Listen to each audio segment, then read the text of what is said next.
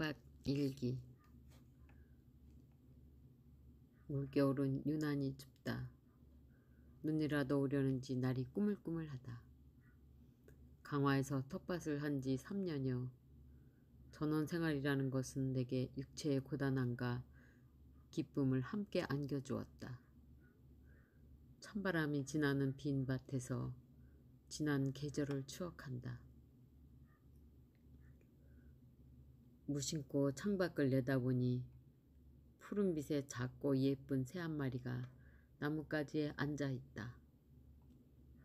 밑에서 올려다보니 엉덩이가 동글동글하다. 나는 자리에서 일어선다. 밖이 또 궁금해진 것이다. 텃밭으로 나가니 새는 놀란 듯 푸드득 날아가 버리고 밭에는 한여름의 햇빛을 담은 작물이 무성히 자라고 있다. 새뿐인가? 천연기념물이라던 엄지손톱만한 금개구리가 톡톡 돌아다니는 게 신기하다. 살며시 다가가 예! 하고 살짝 건드려도 도망가지 않는다. 간혹 두꺼비가 어슬렁거리기도 하고 두더지라는 녀석은 몰래 돌아다니며 땅을 드스셔 놓은 탓에 여기저기 구멍이 뚫려 있다. 농촌이란 이런저런 일로 바쁘기만 해서 힘들다고 자주 투덜거렸다. 잡초 뽑기, 농작물 거두어 관리하기 등등. 밭에서 나온 작물을 하나라도 버리지 않으려면 반찬이라도 만들어 두어야 한다. 아무리 힘들어도 밭에만 서면 이유도 모르는 기쁨이 넘쳐난다. 이런 것도 자연이 베푸는 무언의 은혜일까? 일본의 자연농업을 실천하는 가오그치 씨가 말하는 자연농업이란 땅을 갈지 않고 비료와 농약을 사용하지 않고 풀과 벌레를 적이려 여기지 않는 농사법이다.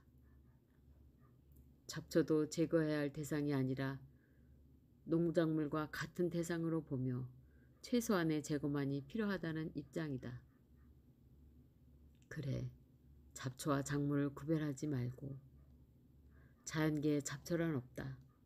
인간이 편리에 따라 구별하고 있을 뿐이다. 라고 되뇌어 보지만 작물보다 먼저 아우성치듯 자라나는 잡초를 어찌하란 말인가. 아니, 잡초가 더 빨리 자랐다. 그 잡초가 지긋지긋해서 다른 농가들은 제초제를 뿌린다.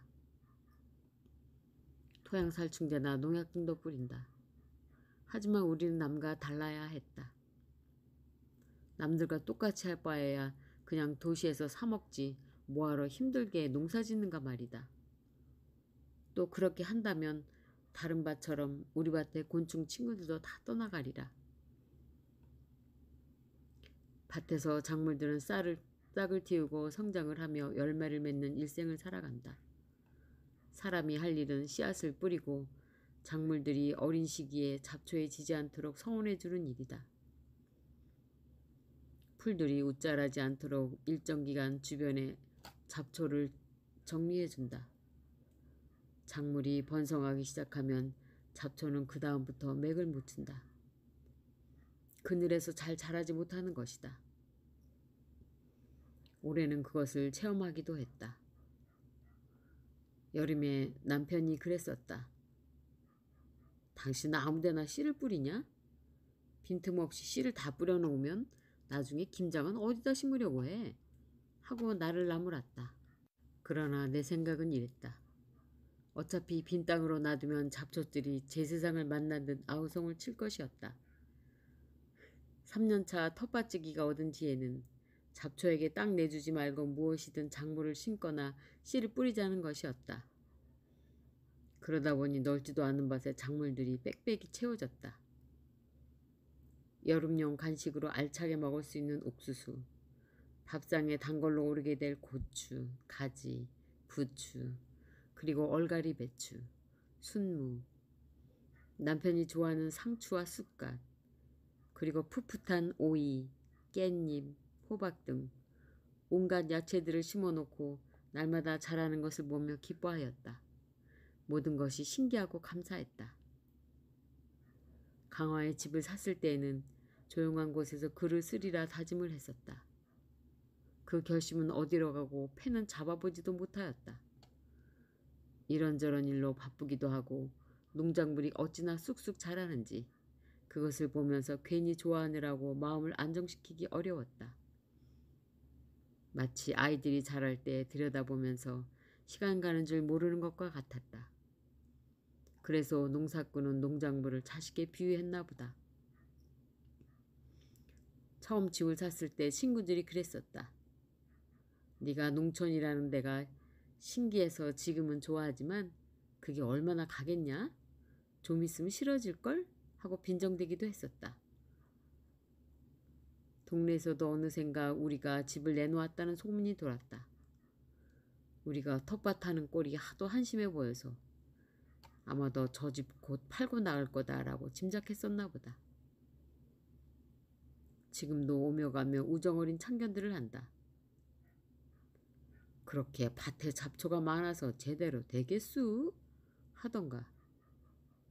아니면 뭐 댕내야 취미로 하는 거니까 하면서 지나가기도 한다. 나는 속으로 취미라니요. 난 지금 정성을 다하고 있어요. 밖으로 나오지 못한 말은 목구멍에서 뱅뱅 돌았다. 텃밭은 언제나 먹을거리를 제공해 주었다. 봄에는 밭의 작물이 아니라도 산뜻한 냉이나 달래, 고들빼기 등이 지천이었고 여름에는 아무 데서나 비듬나물 등이 왕성하게 자랐다. 당뇨에 좋다는 쇠비름도 뜯어서 삶은 물을 남편에게 주기도 했다. 밭에 심지도 않은 들깨가 파랗게 올라왔다. 신나게 깻잎을 따기도 하고 좋아하니까 이웃집 할머니가 한마디 거드신다. 그거 돌깨유. 돌깨가 아니라 들깨예요. 지가 저절로 났어요. 하면서 자랑스러워하자. 그건 못 쓰는 거라니까 하면서 혀를 차신다. 치, 돌깨라니 누가 뭐래도 저절로 난 거니까 토종 들깨 아니야? 그럼 건강에 더 좋을 테지. 나는 흐뭇한 마음으로 들깨를 바라보았다. 가을에 추수를 해보니 들깨 알갱이가 새까맣고 아주 작았다. 깨물어 보니 고소하기는 했다. 적은 분량이니 거름을 줄 수도 없고 들들 볶아서 들깨 강정을 만들어 이웃 아줌마와 같이 먹었다. 이웃 아줌마는 못 먹을 줄 알았더니 그래도 제법 고소하네요 하면서 웃는다. 다음에는 저절로 나는 들깨는 잎만 뜯어먹고 뽑아버리자고 다짐한다. 어느 날 싸늘한 바람이 불더니 기세등등하게 푸르던 뒷산이 시름에 겨운 낯빛으로 누르둥퉁해지기 시작했다. 하지만 나는 개의치 않았다. 밭에서 배추와 무가 찬바람에도 아랑곳하지 않고 실팍하게 여물고 있었기 때문이다. 호박이며 고추는 서리를 맞아 사라졌지만 콩은 꼬투리들을 다닥다닥 매달고 몸불리기 경쟁에 돌입하고 있었다. 잎도 한결 누릿해져서 좀 있으면 즐거운 수확의 시간이 온다. 추수를 끝낸 빈 밭은 황량했다. 12월 초순에 제법 매선 바람이 불어왔다. 나는 못내 아쉬워 빈 밭을 돌아보았다. 빈 밭은 농작물만 사라진 것이 아니라 그 안에서 놀던 친구들도 같이 사라졌다. 두꺼비, 메뚜기, 무당벌레, 사마귀도 모두 어디론가 가버렸다. 나는 잠시 망연해진다. 추운 겨울을 이겨내고 그들이 내년 봄에는 다시 오리라 마음을 달래보지만 그래도 서운한 마음은 가시지 않는다. 내년 봄에는 이 밭에 다시 탄생의 설레임으로 가득하리라. 나무들은 파랗게 순을 틔울 것이고 땅은 부드러워지고 근질근질해지면서 싹을 올리리라. 인생은 한 번 가면 다시 올 수 없지만 텃밭의 친구들은 내년 봄에 우리 밭을 다시 찾을 것이다. 눈이라도 내리려는지 날이 꾸물꾸물하다. 내년 봄을 기약하며 싸늘한 바람이 지나는 밭 가운데 나는 서 있다.